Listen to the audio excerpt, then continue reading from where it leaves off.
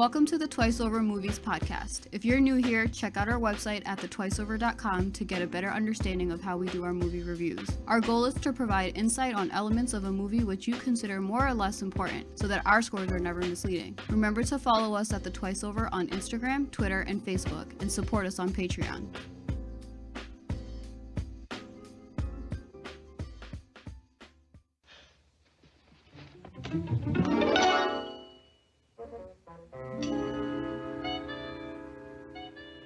Yes, dictator of the world.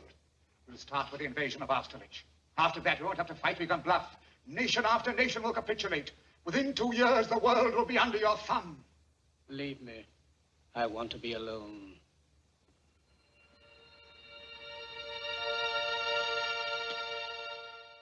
Hey everyone, welcome to the Twice Over Movies podcast. This is your host Faraz. And this is your co-host Faaraan. All right, cool. So today we're discussing The Great Dictator, 1940 film starring Charlie Chaplin, and he also directed it. He also had a part in writing it. This is a movie that a lot of you may have heard of or specifically seen one of the scenes from it. The speech that he gives, it's like a 7-8 minute speech or so. I've seen it being shared on like social media so many times over the past few years. You can say it's somewhat relevant to like political and like geopolitics throughout the world nowadays. But this movie came out in 1940. This is before the US got involved in World War II, but Europe was definitely already deep into the war and they were reeling from the consequences of it. So Faaraan, you chose this movie. You wanted to get this podcast started. Why did you choose this movie? Well, that's a good question. This is a pretty stark contrast to the movies that I had, chosen previously. This is not about the cinematography for me, or it's not even how great the acting is. To me, this movie is about just importance in cinema and in the relationship of cinema to the overall, to geopolitics. I can't think of another movie that's more brave for what it portrayed for the time that it portrayed it in. Actually, this was before they started production on this movie before the war. A week before the war. Like a week before Germany invaded Poland? A week before he invaded Poland. Yeah, 1939 September. A week, or was it after? You know what? It was after. It was a week after he invaded Poland that they started production, but he wrote it prior. He wrote all the scenes, everything like that was written prior. It took them about 6 months to produce the movie. Most of the atrocities that happened in terms of like the Holocaust, the extermination camps, happened after this movie was even released. Kind of, some people think that this was a call for the U.S. to get involved in the war, to get, to start doing their job. And a lot of people think that speech at the very end was directed to the U.S. So we could talk about that more later. But what just been such an important movie for its time. Most definitely. What you're saying, its place in just cinema history, it's up there. So even if it's not one of those movies that you watch for entertainment, you definitely watch it just to get an idea of where cinema was, where it went to, and where it is now, like to understand the progression of what movies are in society, in our culture, and what it means. Absolutely. So in that regard, like this is up there and very, very significant. Absolutely. All right, so Faaraan, we'll get started with our scores. Again, it's going to be a little unique because this movie is from 1940. But for me, I still kind of held it to standards of a movie that I like to watch. So I'll get started. I think we can talk about acting first because it's a pretty prominent part of the movie. And it's like everyone knows Charlie Chaplin as the actor. Yeah. So I gave it an 80 for acting. Most of this movie, I mean, it's all on Charlie Chaplin's shoulders. He's playing two different characters. He's playing the dictator and he's playing the Jewish barber. I agree. I thought he did a great job. I mean, he's a comedian. He's funny. He's so funny in both roles. Like, there's so many moments that he makes you laugh. Yeah, so, I mean, it's definitely above average. Otherwise, the rest of the cast is just whatever. There's a couple other people that have significant roles, but no one's gonna make you think like, yeah, this is a movie filled with great actors. Yeah, I give it the same exact score. Charlie Chaplin is he's the highlight. I think back then supporting cast just didn't matter as much. They were fillers. So this is pretty much all him. And this is actually, keep in mind, this is his first talkie. This is his first non-silent film. So Really? It's his first this one? is I his didn't know first. that. This is his first non-silent, which makes this way more impactful, right? So keeping that in mind as well, yeah, this is a. I gave it an 80 though because I'm I'm I'm keeping these ratings just as if I was watching this movie today, and I'm kind of grading it to today's times. And so I still give it an 80 because when he is the dictator, he does such a good job at satirizing the guy, just making him look ridiculous. Yeah, his parody of it is And good. when he's the barber, he plays that role so beautifully as well. So you can tell the passion is there for him to make this movie. So I give it an 80. All right, cool. So next, I gave this writing score an 80 as well. Again, it's engaging, it's funny. It's one of those things where whether this was written today or back then, you would still enjoy the writing in this movie. I'm kind of surprised you rated it that high. I gave it a 75. I thought that yeah, there are. I go back and forth on this score because I can go as high as 90. I can go as low as 60. You know, it's one of those same things. It's Charlie Chaplin is great, and everyone else, yeah, not so much. And actually, throughout the movie, for one of his characters, he barely talks. So I give it a 75. I mean, we're close. Yeah. But I get what you're saying. It can be higher if you just focus in on, I guess, like Hinkle, the dictator, and like that part of the story. As him as a Jewish barber, like he's much more quiet. There's a lot more of his silent film Right. persona being personified. Right. Right. All right, so next we'll go with the photography, cinematography. This one I give it the lowest because it's the most obvious part of the movie that takes you out of the movie, reminds you that you're watching this really old movie, like you're watching a movie from 1940. So I give it a 60. Yeah, I agree. This is this is where you really see how far cinema has come. It's really cool to see. To be honest with you, I gave it a 30. Jeez, that is rough. Well, I'm comparing it to today's standards. Yeah, that's fair. I mean, if that's how you're going about it, sure. Definitely not the highlight of this movie. He never really is too much for Chaplin. His it's not like he uses the most beautiful sets and things of that nature. So 30 is my score for this one. Yeah, there's nothing that's gonna like you're gonna think back to the scenes and be like, oh wow, yeah, that was such a good looking scene. Like that never happens. In Right. fact, I think they use a lot of like stock footage, like when they're using or they're showing like these big massive crowds. Right. Like Well, it's I'm very pretty clear they are. sure. Yeah, it's very clear Yeah, they it's are. just stock footage from like some newsreels or something. Well, we'll talk about that in a little bit, where it could have come from. So the last one we're talking about. Oh no, it's not the last one. Sorry, it's second to last. We'll talk about the story and the direction. Yeah, I give it a. I gave it a 45 if we're talking direction, pace for today's standards. Definitely also not the strong point. The plot of the movie is just kind of interesting, which is what the whole movie relies on. But the direction is nothing. It's nothing to really write home about. I agree that there's nothing to write home about. That's why I gave it an average score of 70. Like it's just average. There's nothing. I mean, like the direction is simple. Again, this is another thing where you see how far cinema has come in these past 80 years or so. Hmm. Is that like there's so much more complexity involved in like these stories and the plots and the general direction of like non-linear storytelling, this and that. But this is just straightforward, simple. I mean, it's easy to follow. The story it's not anything that's so engaging, but it is interesting. It's not like you get like really bored of it. So I Hmm. mean, I give it a 70. I thought it was average. Yeah.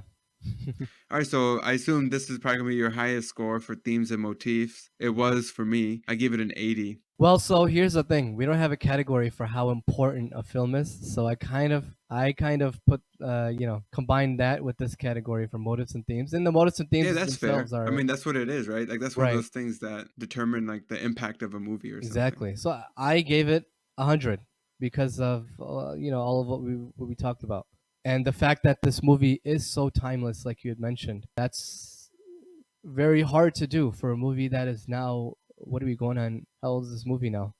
Roughly 1940, 70, 80 years almost. And it's still so timeless and it's still relevant today. So I think it deserves a score of 100 personally. I can see why you would give it 100 because of your previous scores as well, like for other movies.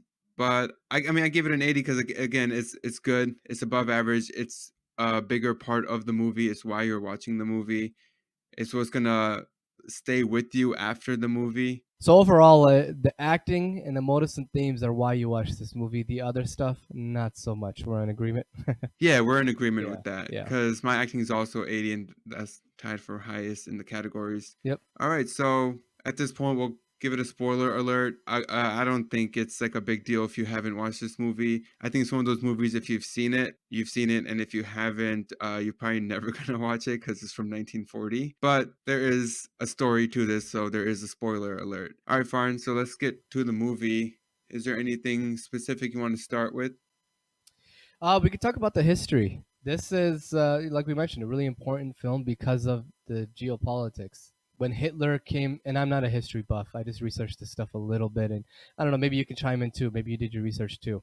There was a propaganda movie called Triumph of the Will. I think it was in 1930. A propaganda German? Yes, Nazi propaganda movie Gotcha. called Triumph of the Will. I think it was 1934, something around, I don't remember, somewhere in that time frame. But it was a propaganda movie for the Nazi Party in Germany, and in it, a bunch of people give speeches, among them Hitler, and it shows Hitler Youth and all this stuff. And Charlie Chaplin went to watch that movie with some French movie maker, and the French dude was like horrified, and Charlie Chaplin was laughing throughout the entire movie. And so people, what people have written in these articles is that a lot of the scenes from Triumph of the Will actually influenced the speech that he gave in the very beginning, where he mocks the German, the Hitler speeches. He studied mannerisms from that movie, and he executed them to a T. So I thought that was really interesting. Another thing is that they started production September 1939, like we talked about, a week after he invaded Poland. And when he invaded Poland, he violated a pact that Poland and Germany had, that they would not go to war with each other for 10 years, and that was in 1934 or 1935, somewhere around that time frame. He violated that pact.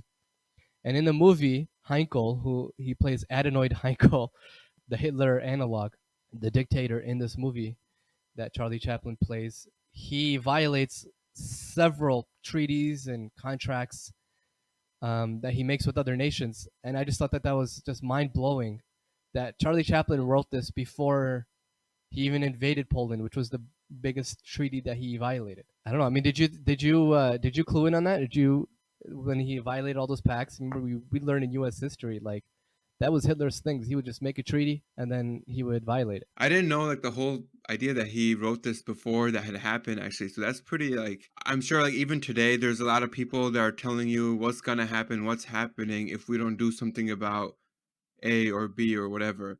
And I just feel like the general public, or I'm sure even back then, a lot of people, when he was writing it, they were like, "Oh, you're exaggerating it. Oh, it's like it's not really like he hasn't invaded anything." But then clearly he invades Poland a week like before they start the actual production of the movie. Right. But yeah, so like in the movie, he has this whole he's going back and forth with the parody of Mussolini, right? Right.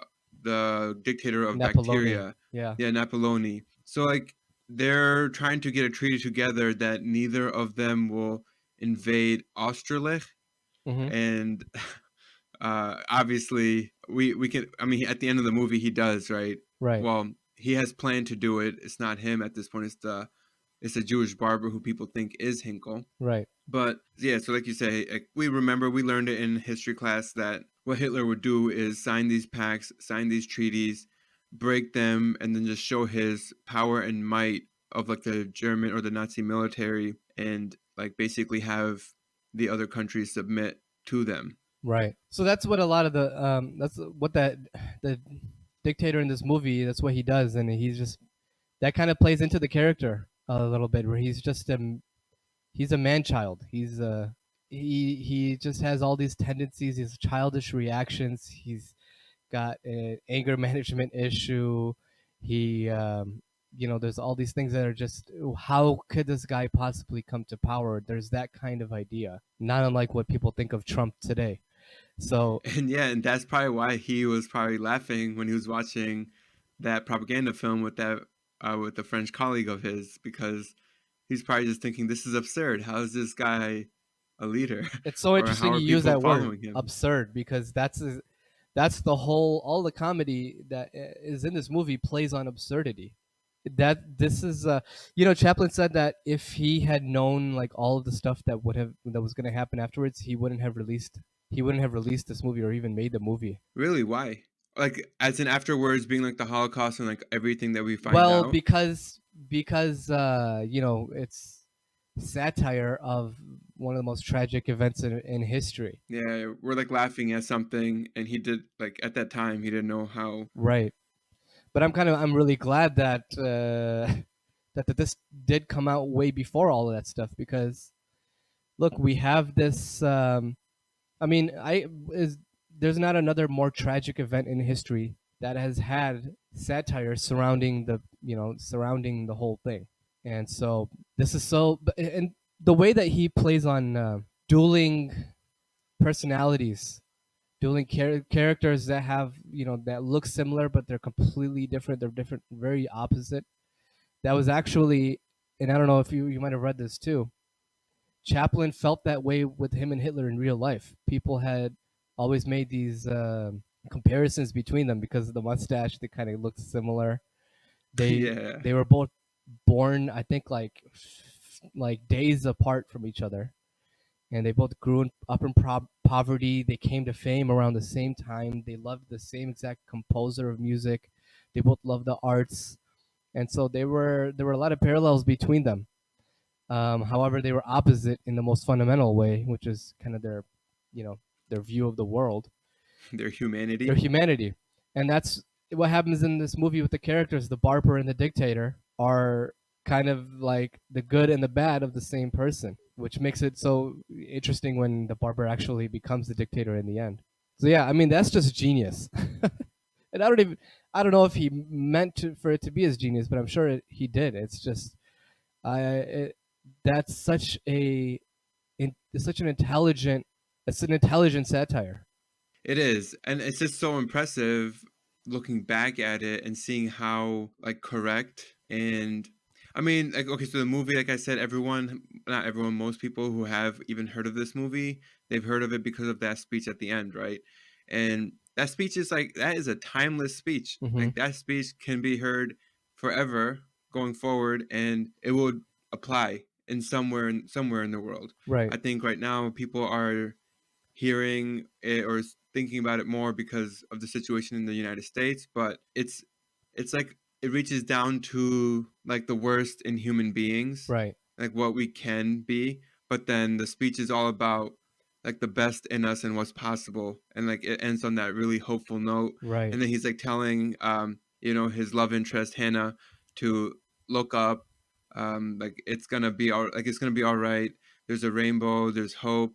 Can you hear it? It's out there, and like she's just it's a great end to a very funny movie. Yeah, it's very romantic. It's very romantic. It is very But I romantic, mean, yeah. look, movies back then just especially American cinema. I mean, every movie was some romantic, idealistic kind of deal. You know what I mean? Yeah, true. I don't think there were movies back then that were really ever made with or at least movies that had success Right. that had like endings that weren't ideal. Right. So this definitely has that. So okay, so we talked about the history and stuff. I was surprised when I was watching this how much I laughed in it. I have seen a few silent films of Charlie Chaplin's, and they're funny, and those are more or less 99% slapstick. But Right. even in this, it's not even just like slapstick comedy, but there's good writing with good jokes, Right.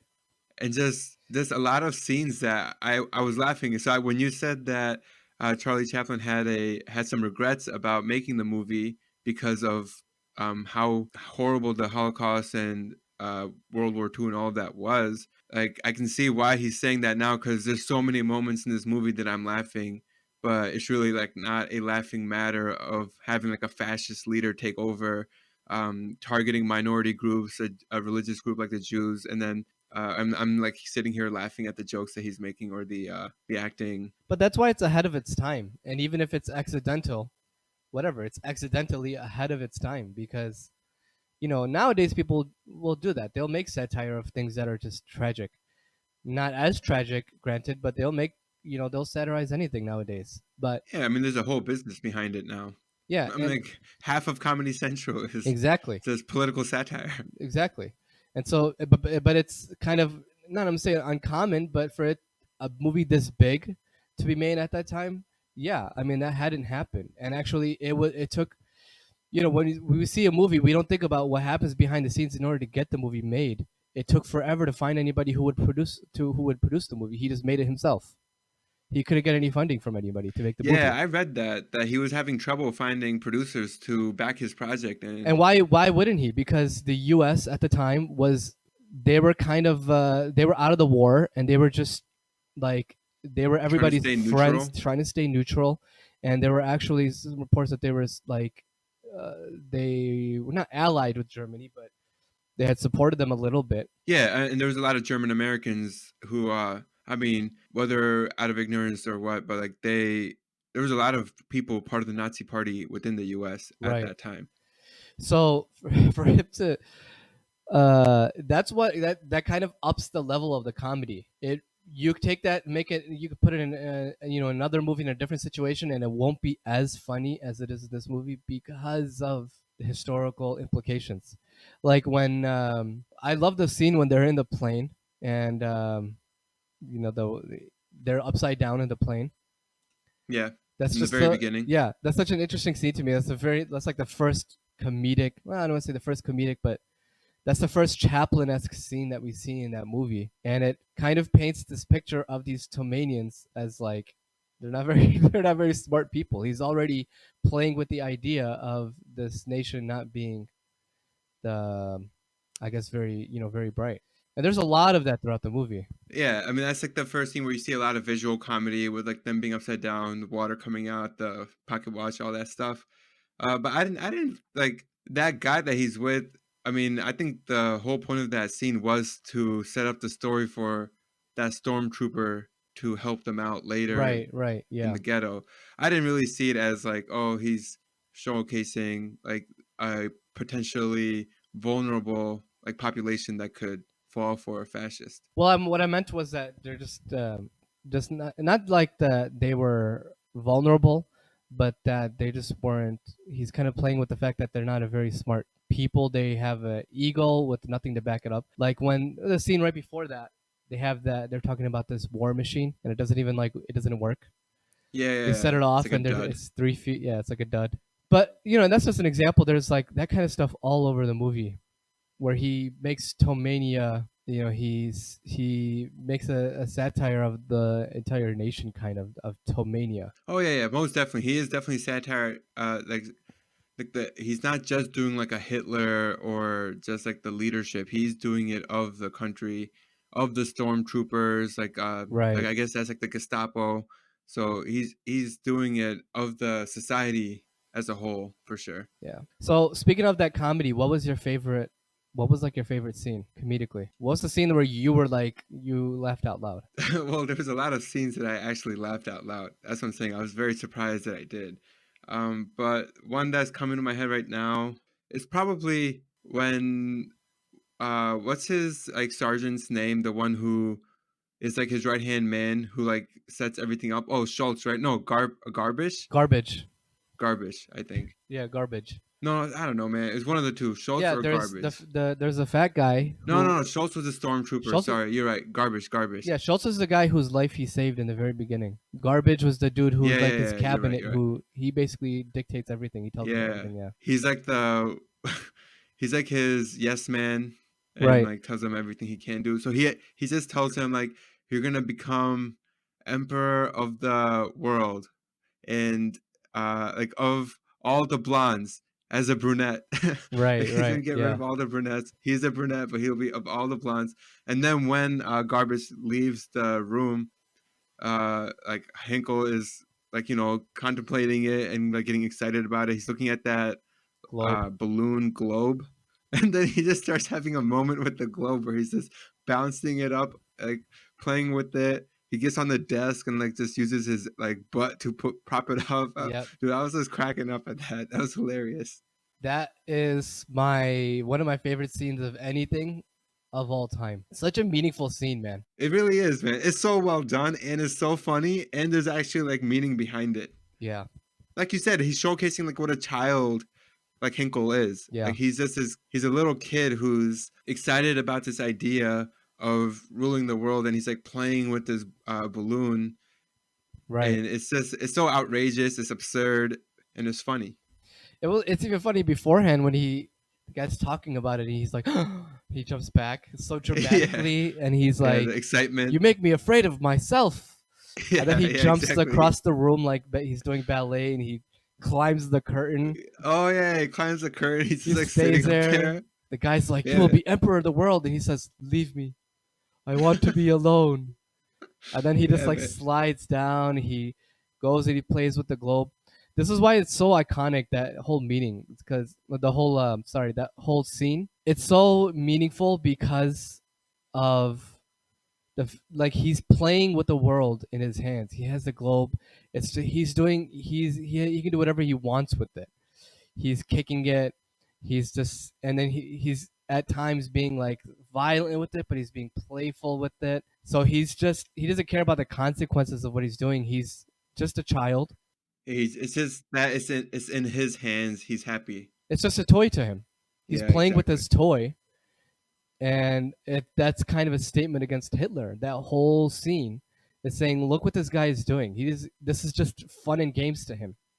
He doesn't care about all the lives that he's ruining, that he's messing up. He's not doing it for the German people. He's not doing it for the German his people. own Right. satisfaction. Right. He's just a curious child. That's the whole thing in that scene, and it's that's even such just like a visually beautiful scene too, because you watch the globe go up and then it comes down. Yeah, he's and actually you go pretty good up with it. and go I don't know down. if they had it on a string or what, but like, Yeah. that was pretty good. And I don't know if that was his one take either, but that was one take. Man, think about the practice that must have. Yeah, Yeah, but I'm it's sure like- like that's probably like the stuff that Charlie Chaplin is just super skilled at, considering his background. Well, right, yeah. I mean, he's an amazing, just physical comedy guy. Dancing is incredible. His ballet skills are awesome. He's just a very gifted guy physically. If you have not seen that scene, if you have not watched that scene, go to YouTube and watch. There's two scenes that, in my opinion, you have to watch: the globe scene and the last speech. And then if you have time over, you can watch the barber scene where he cuts the guy's hair to the music. But yeah, that was definitely that was a hilarious scene. There was the other scene. You didn't mention it. I thought you would. Is the one with Napoloni and Hinkle when they're having their meeting with the food. And again, you got two children pretty much arguing back and forth. Yep. To the point it becomes like a food fight. Yep. And I mean, the comedy is great in that as well. They're children. That's the whole thing. Yeah. They're just children. But throughout the whole movie, like, there's things like that are slapstick. You know, it's cheap slapstick humor to us back in the day. This is what they had. Remember, because they're just coming out of the silent film days. This is what they had. Three Stooges wasn't all that different. It's funny when you first watch it, then it comes kind of cringeworthy, right? That is some of the comedy in this movie, but then some of it is just so clever. We can't even come up with that nowadays.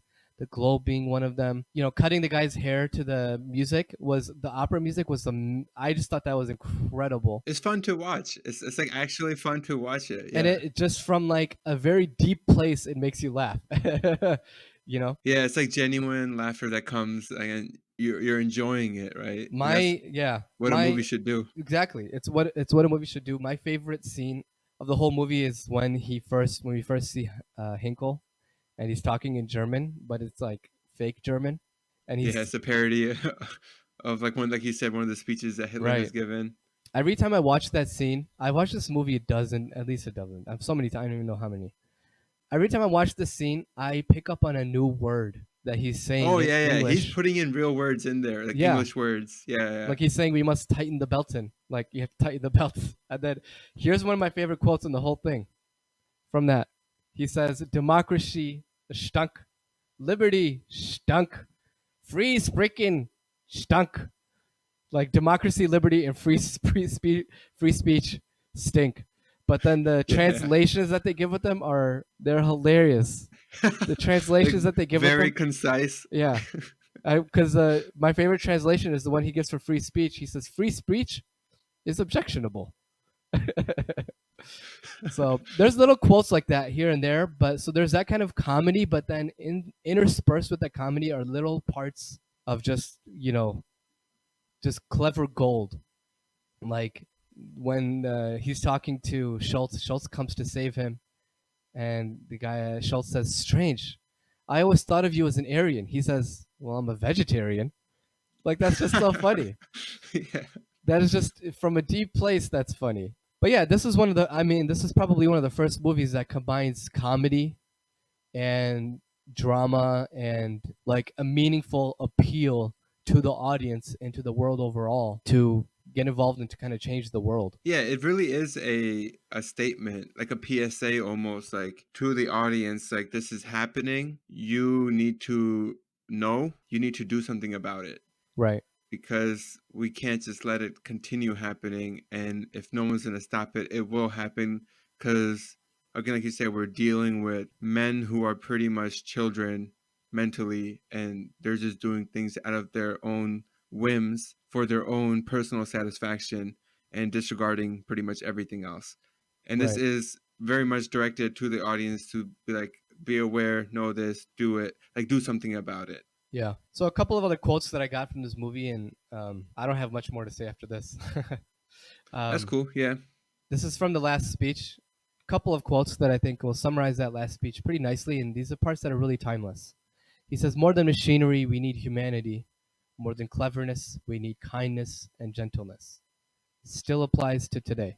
No doubt. That's one. And then the other one is he says, "The misery that is now upon us is but the passing of greed, the bitterness of men who fear the way of human progress." So both of these quotes, I think, if you take them in light of, the world, the way it is right now, we have, stuff going on in Africa that we can't even imagine. There's still, you can call them still Nazi regimes all over the world. Yeah, like hardcore right wing, Right. anti-immigrant, anti like xenophobic, all that Yeah. stuff. Well, and then you have people who just were doing mass genocides still, just as Hitler was doing back in the day. You have people who are so obsessed with, when he says machinery, there are people who are so obsessed with production that they don't care, they no longer care about the conditions that people are working in Because of their greed, also because of their mentioned, like greed. he says in the Exactly. speech. Exactly. So that's why it's so timeless. And the same problems that were happening back then in the movie even are happening today. The whole thing with the in the movie, the reason that Heinkel starts you can call it a, I don't know what you want to call it, a social battle with the Jews is as a diversion because people are complaining about the conditions that they're working in. Exactly. Yeah, basically to have like a scapegoat, right? Like, hey, your Right. problems are because of the Jewish people. It's not because of my lack of leadership or progress in our nation. Is like, yeah, it's very similar. It's like this. It's literally the same playbook that is still used today throughout the world. Right. Is just to blame problems on an innocent group of people and say if we got rid of them or if we just did this or that, it would be perfect.